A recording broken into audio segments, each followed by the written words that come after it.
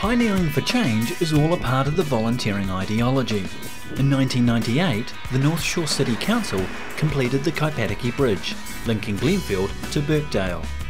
The building of the bridge revealed the vast amount of household refuse and rusted cars that had been left to rot in the Kaipatiki stream. 10 years ago when they put the road through, there was nothing here. It was just a barren bank, stream, and the stream had a whole lot of car bodies in it. So the locals got together and persuaded the council to fund them to lift the car bodies out to clean the stream up. Volunteers began to tackle the stream's pollution by removing the rusted cars and replacing fauna native to the area. They formed the Kaipatiki Ecological Restoration Society and they started growing native plants from seeds collected on the Eskdale Reserve. Keeping the Kaipatiki stream pollution free is an ongoing battle, and Alan and Roger also volunteer for Waicare, continually monitoring the Kaipatiki stream's pollution levels. We're a couple of volunteers for the North Shore Waicare group, and on the North Shore there are 27 volunteer groups monitoring 27 streams, and this is the Kaipatiki stream, and we water test twice a month. And we go through a series of tests just to test the water quality and make sure somebody hasn't dropped something in the stream. This particular stream has got 7 varieties of New Zealand native fish in it. In the tube we've got a magnet, and we run the magnet up and down, and where he loses sight of it, that's how clear the water is. No, it's gone now. Okay, 75, 76, 77, 78, 79. That's pretty good for here. Yeah. The Kaipatiki Ecological Project inspires communities to live sustainably and is at the forefront of environmental restoration and education, relying on volunteers like Roger, willing to lend their support wherever possible. 3 years ago I got a note from the council and with my rate demand to say that the Nature for Neighbourhood scheme was underway, administered by Kaipatiki, and that if I have a bit of native bush on my property, somebody could come up and have a look to identify weeds. And in due course a lady came up, went through and told me, you qualify for some plants, but you've got to come and pick them up from Kaipatiki. I was retired at that stage. The guy in charge here said, what are you doing? And I said, I'm not doing anything. He said, would you like to come and give us a hand for a couple of hours on a Thursday? I said, yeah, why not? Went from one morning to one day to 2 days a week, and I've been here for 3 years.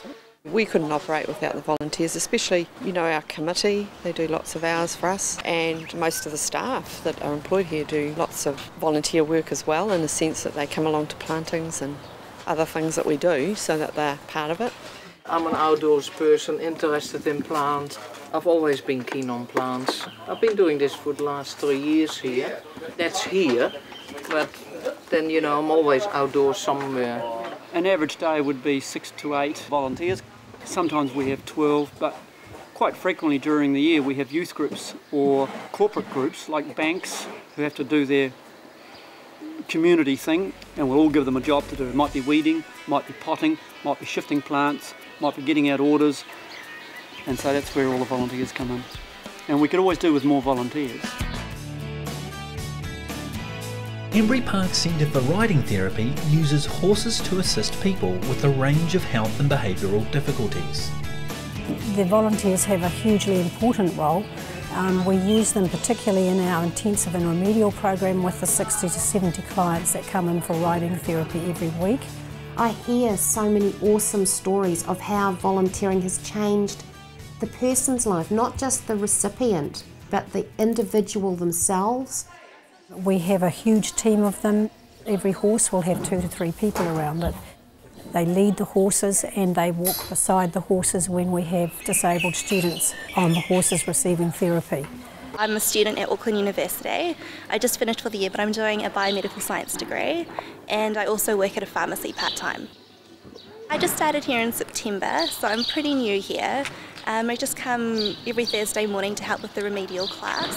I've been wanting to do some volunteering work for a long time, but I haven't been able to get around to it. I thought this year finally I'm going to do something.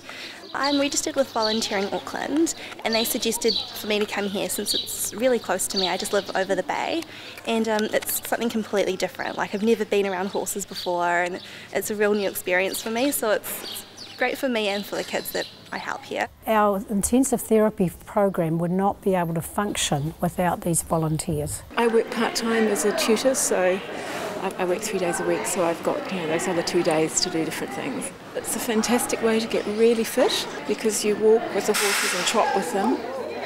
No, my name is Jay Rivero. And this is my horse. It's just tremendously peaceful and serene. What do we say now? Walk on, Walk on, Louie. Good. Bye. It's run so beautifully. The kids are so calmed by it, and especially when we go out walking in the meadows, it's just beautiful. The volunteers at Ambury Park build strong relationships with the students. Lynn has been volunteering at Ambury for 13 years. Got made redundant way back and I didn't want to go back to work, and I love horses and I love working with the kids, and that was the end of that. It's the enjoyment and look on the kids' faces. A lot of the kids you don't get a lot of improvement, but when you get that slight improvement, it just makes it. They've been able to go from that place where they were that they didn't like to somewhere that they now enjoy getting up in the morning. They now enjoy being part of something.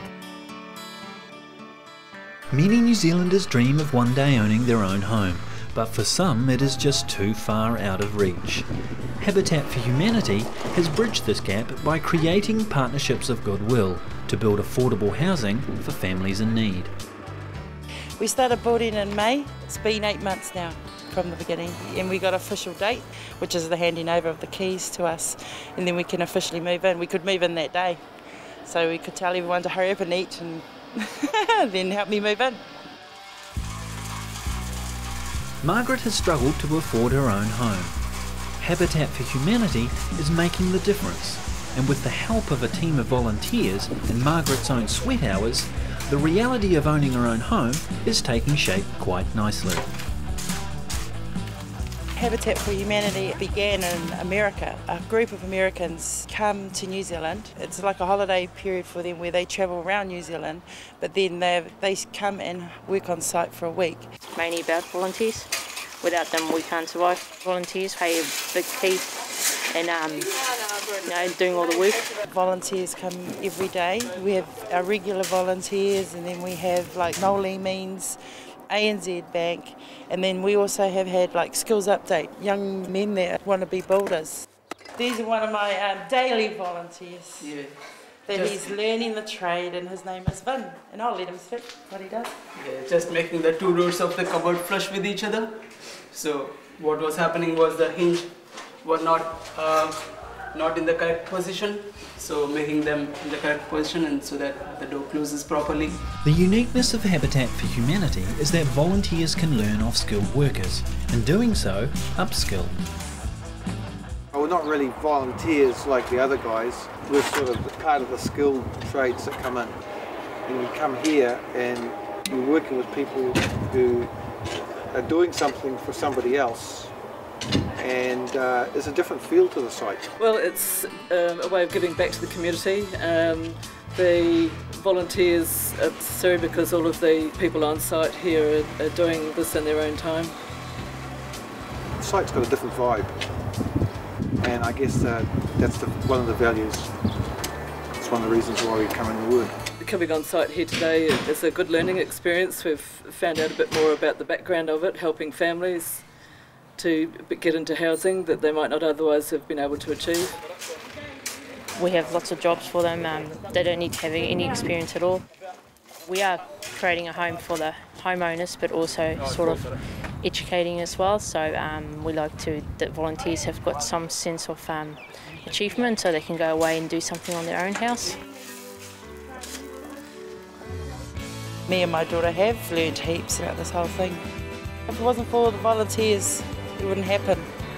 Our country, our communities need people to volunteer. They wouldn't be what they are without people contributing to make that difference. Kaipatiki has just improved to the extent that they've got all those native fish in there now. Quite an achievement really for a bunch of volunteers and local residents who've all got together, and 10 years later the Restoration Society is still going. To to see them out there on the water and handling these boats, often in quite rough conditions, and seeing the joy that they get out of it, to me, it gives me an enormous amount of pleasure to see that happening. They all love what they're doing, they're here all for the same reason, so it's pretty easy actually. You ask them to do something and they'll generally just go out and do it because they love to do something different and something that's actually going to make a difference. They're a fantastic bunch of people and I don't know what I'd do without them. You forget about the bad things when you help other people. I'd like it because it's something different and you don't have to do it, but it's something to get up for in the morning. The difference that you make, just having that opportunity to be able to contribute, to make a difference somewhere.